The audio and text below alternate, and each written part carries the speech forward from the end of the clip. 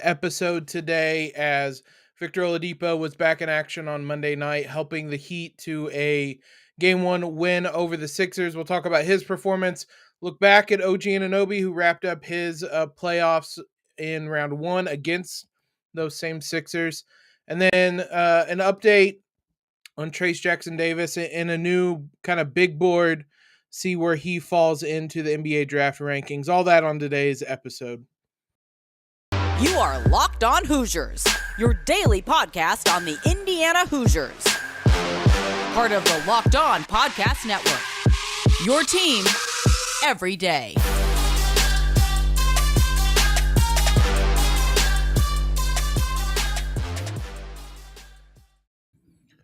What is up, guys? It is Tuesday, May 2nd. This is Locked On Hoosiers, your daily one-stop shop for everything IU athletics, whether it's news or analysis. We have your recaps and your previews during the season. We cover the pro Hoosiers, as we'll do today as well, as we dive into anything we can as we head into the offseason. I'm your host, as always, Jacob Rude. I want to thank you guys for making Locked On Hoosiers part of your day today. More specifically, your first listen every single day. Just a reminder, we're free and available on all platforms, including YouTube, where we premiere the episodes there daily at 7 a.m. You guys can join in on the conversation over there. We want to have a mailbag episode this week, if possible, so please leave some comments with questions you guys have. We'll try to get to those later in the week if possible, if we get enough of those questions. And as always, you guys can subscribe to Locked On Hoosiers wherever you listen to your favorite podcast at. Also follow us on Twitter at LO_Hoosiers. You can tweet questions you guys might have over there as well. Victor Oladipo was back in action on Monday as the Heat opened up the second round series against the Philadelphia 76ers with a pretty commanding 106-92 win. It was a game that the longer it went, the more control the Heat had. The Heat had. It was a close game at halftime. Philly actually led at halftime, but Miami went on a huge run in the second half, outscored them 56-41 in the second half. And that was even with some garbage time scoring that made that deficit look a little closer than it was. Individually, Oladipo didn't play great, but he played, which is different than how the first series went. Game one of last series, he wasn't even playing. Game one of this series, he plays 27 minutes. Only a small handful of guys played more than him on the night. The Heat were still without Kyle Lowry. Doesn't sound like his return is imminent. And now they have kind of fully turned to Oladipo as part of that rotation. Interestingly, for fans of the Heat, of the NBA, Duncan Robinson just did not play. Seemed like a coach's decision. He's one of the best three-point shooters in the league. It's hard to argue with the decision when Miami won ultimately as comfortably as they did, but it seemed like Oladipo was a benefactor of Duncan Robinson not playing either, as he got some of those minutes. But individually, Oladipo goes just 2 of 8 from the field, 0 of 5 from 3, and some of those misses were pretty ugly, if we're being honest. 1 of 2 at the line, only 5 points, but grabbed 5 rebounds, couple of assists, a block as well. He finished -1 with his plus-minus. Both Bam Adebayo was a +26. Max Strus was a +27. Those were the heavy lifters for the Heat in the plus-minus. Oladipo played a lot in the second half. His 27 minutes, 14 of them came in the second half, but it felt like it was 14 straight minutes from kind of midway through the third through midway, late stages of the fourth quarter. He just stayed on the floor. It was interesting. He was +6 in the second half. He was on the court as Miami started to pull away and take a big lead. So it's, again, one of those instances. It was like this in game I believe, either game 3 or game 4 against Atlanta. I guess it'd be game 4, where he came in, he played, didn't do a lot statistically, but there was an impact felt, and he was on the court when the team started making a run. It seems to be the case again on Monday. I'm not sure if there's a whole lot to that other than it being kind of a coincidence potentially right now, but it's a coincidence I'm more than happy to see continue, because it's just really nice to see him back on the floor. He fits into that heat culture so well, and great to see him back in action in big playoff games. The series overall, as long as Philadelphia doesn't have Joel Embiid, which is going to be through at least game 2 as well, this is Miami has way too much for the Sixers, and it's going to be really tough for Philly to match up with them for 48 minutes, especially if James Harden is going to go 1 of 4 for 4 points in the game. That was in the second half, I should say. But as the game got away, he was nowhere to be seen. He was 5 of 13 overall for 16 points. So long as there's no Embiid, they can focus everything on Harden, and that is going to be a long series for Philadelphia. They will be back in action on Wednesday. Tip-off is going to be at 7:30 p.m. Eastern. You guys can watch that game. I believe it is on TNT. Prior to the Sixers making the second round, they eliminated OG Anunoby and the Raptors. We'll look at how he performed in the series and the closeout game, and kind of a brief look back at his season as a whole as he continues to take steps forward. We'll touch on all that in just a second. OG Anunoby is quite the fun player to look back on, and just see him continue to grow each season. Before we jump into his development, which is fascinating, I just want to thank you guys for making Locked On Hoosiers your first listen every single day. Be sure to subscribe to us wherever you listen to us at.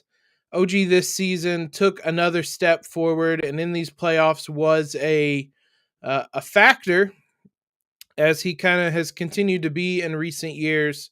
Obviously starts every game, finished with 17.3 points and 4 rebounds per game, shot 47% from the field, just 34% from the 3-point line in the 6 games in the series, but he played 36 minutes.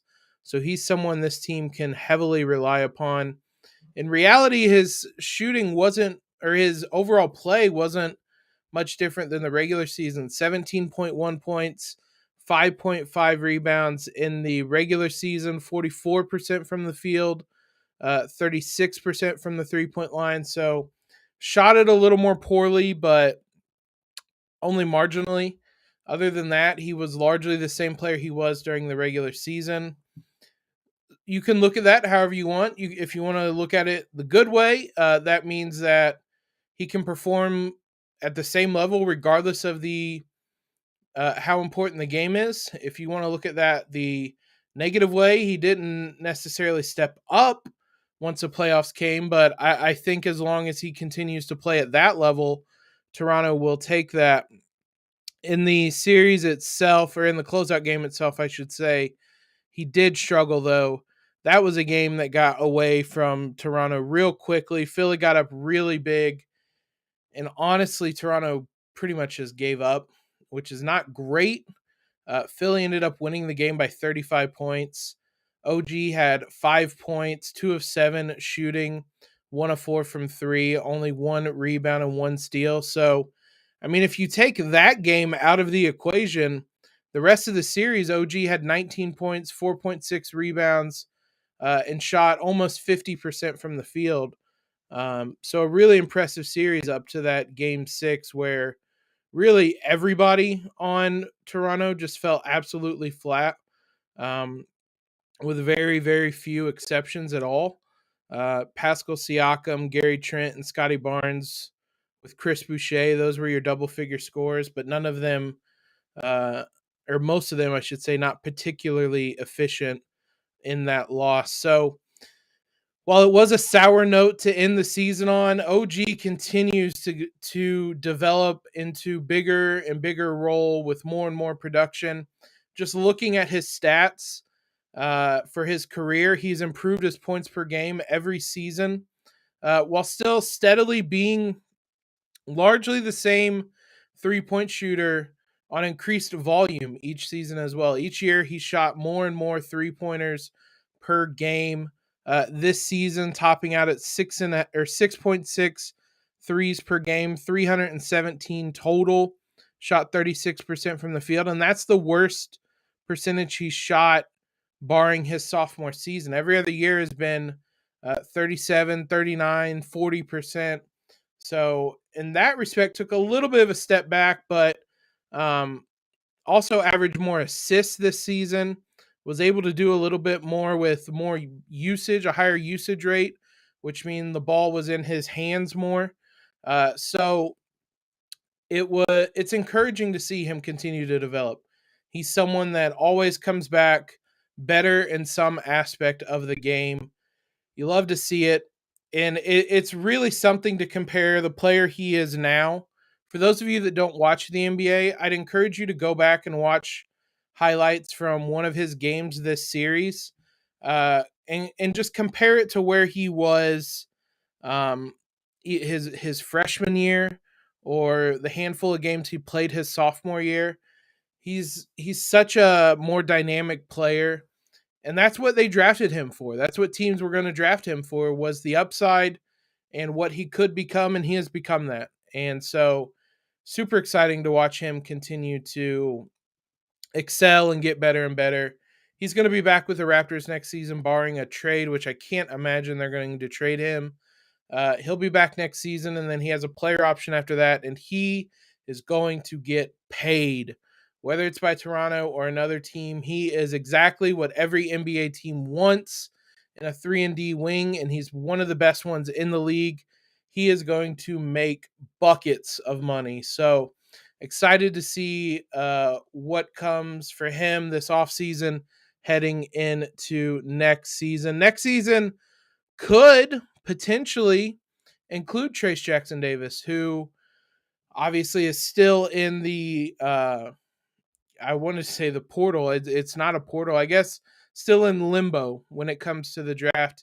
He's going to have pretty much the rest of this month to make his decision, but one of the latest draft big boards to come out was Sam Vecini of The Athletic. I know I reference Draft Express a lot.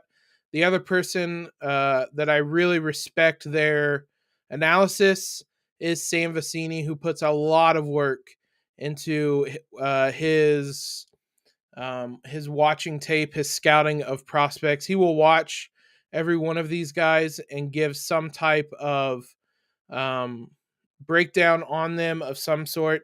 And that includes Trace Jackson Davis, who is on his latest big board.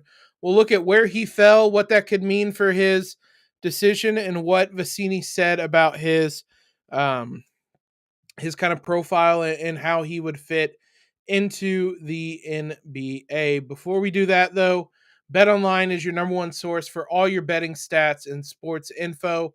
Find all the latest sports developments, league reviews, and news, including this year's basketball playoffs and the start of the Major League Baseball season. BetOnline is your continued source for all your sporting wagering information, from live betting to playoffs, esports, and more. I told you guys in yesterday's episode to take the Heat minus 7.5. I just didn't think that Philly would have enough without Embiid, and they doubled up that line. So we'll see what it is for tomorrow. But I would expect that line's going to go up, and it would have to be a pretty big line for me not to take Miami, because I just think this series is going to get worse and worse for Philly the longer Embiid isn't out there. So if you guys want to join the action, head to the website today or use your mobile device to learn more about the trends and action. Bet online, where the game starts. So Trace Jackson Davis continues to have a very interesting kind of status when it comes to the draft. He is somebody that is going to be right there on the fringe of being a second round draft pick. And that seems to be more and more the general consensus. We mentioned that Draft Express hasn't had them in any of their latest mock drafts, which go out to the top, I would say top 60. Two teams had to forfeit picks this year. So top 58. And I mean, when it comes to Trace, that could potentially hurt him. But when it comes to a lot of guys at the end of the second round of the draft, they would prefer not to be drafted so that they can choose where they go. And maybe one team is offering a better deal than another team. And that would most likely be where Trace would find himself. So Sam Vecini of The Athletic, I mentioned before the break, somebody I really respect his opinion when it comes to draft prospect analysis. He released his latest big board, and to that point, Trace Jackson Davis comes in at number 67. Again, only 58 picks in the draft this year, so he would be on the outside looking in. And here's what he had to say about Trace when it kind of came to his scouting report on him. Quote, he doesn't shoot it at all from distance. He's not a creator off the bounce and doesn't make incredible dynamite passing reads. And sure, he's a bit undersized at 6'9", but I do think TG Day has some defensive tools that stand out and make him worthy of consideration late in the second round. Particularly, I think his intersection of strength and vertical explosiveness make him a bit more translatable as a prospective rim protector than meets the eye. He has real pop off 2 feet and has the core strength to really hold his ground. His timing is also terrific. The team that ends up with him, if he decides to go through the NBA this year, will need to work on his perimeter offensive skills.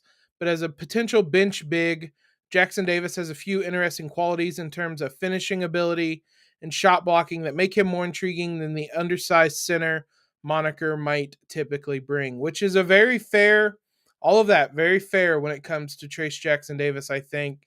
There have been moments where he's shown maybe he can step out and hit a jumper, that Illinois game in the Big Ten tournament. Maybe he can make passing reads from time to time or things of that nature, but it's not something he consistently does. And that's what teams are going to tell him in this pre-draft process.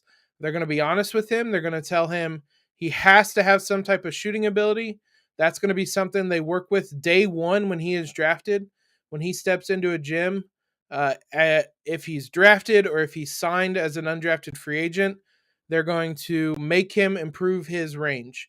And Trace is very aware of that as well. I'm sure Mike Woodson has told him that all season long. So that's nothing new. But I think one of the biggest things that is different about Trace potentially this season versus last season is the defensive side of the ball, where last year he was a negative. There was nothing you could see there to potentially make him helpful on the defensive end, if we're being blunt. He was a little bit too small to hold up against bigger bodies, and that he hadn't shown that explosiveness and timing to be able to block shots. Whether that was a product of Mike Woodson, whether it was a product of getting in the gym, probably a matter of both of those things. He was able to finally do that this season, and that makes him, in my opinion, more draftable because he's someone that could potentially help you on both ends of the floor. I know that we watched him all season long with his post game. If it were 1997 or even potentially 2007, that might matter more, and he would probably be drafted. But the post up is gone out of the NBA, aside from the very best of the best, your Joel Embiids, your Nikola Jokic's. Those guys will get post ups, and that's partly because more often than not, they're really good passers and they're really efficient at it, and that is the only reason why. Otherwise, nobody really posts up. So it'll be interesting to see how teams view him offensively. We saw an ability to play the pick and roll and finish at the rim. That certainly is going to be intriguing to teams as well. If he comes back, I would imagine we're going to see a lot more of that next season, just so he can show something else. I would love to see more of an outside shot, but he hasn't seemed too interested in it. That's going to be something he has to do if he wants to be drafted as well. We're going to talk a lot more about Trace Jackson Davis and what he excels at, his pros and cons in the NBA draft. Later this week, I have a special guest coming on to talk to you guys about that and get a sense of how kind of people that follow the NBA draft view him and whether they think that he's going to be drafted as well. That'll do it for today's show, though, guys. Thanks again for making Locked On Hoosiers your first listen every day. We'll be back tomorrow. Again, we're going to start shifting to off-season content. The off-season is upon us. That means a lot more big picture things, a lot more previews. So we'll be doing more of that as we head into the off-season. We're going to continue to follow Victor as the Heat go through the playoffs, and we'll start to do some NBA recaps a bit as well, see how the guys in the NBA did this season. Now, go make your second listen to the Locked On Big Ten podcast. I'm on there weekly on Thursday's episodes. Be sure you guys are subscribed over there before this Thursday so you can hear what I jump on there to talk about. I represent the Hoosiers as much as I can. Appreciate all the love and support you guys continue to give us. It's been an amazing journey, and I thank you guys every day for it. Follow us on Twitter if you haven't already, at @LO_Hoosiers. Tweet your questions to us. Subscribe to the podcast. Leave a rating and review wherever you are listening to us at. But most importantly, guys, have a terrific Tuesday in LEO.